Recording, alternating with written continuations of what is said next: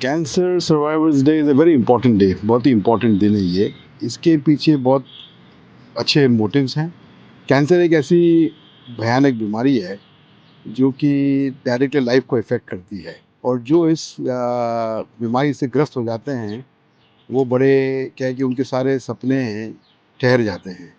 और जब वो इन इस बीमारी के अगेंस्ट लड़ाई करते हैं, सर्वाइव करते हैं, और इसके लिए बहुत ही इम्पोर्टेंट इंग्रेडिएंट्स चाहिए इंसान के अंदर।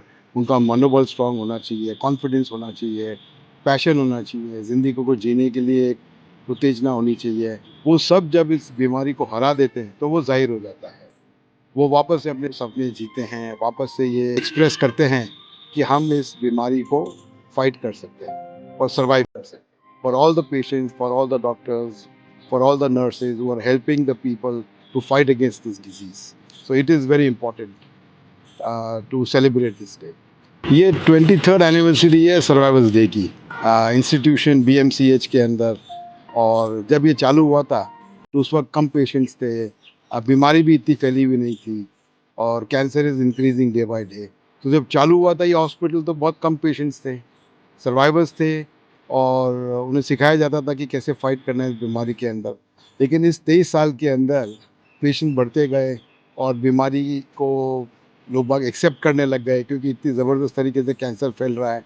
लोगों को सर्वाइव करने के तरीके आने लग गए, हौसला बढ़ता गया, नए नए मेडिसिन आते चले गए।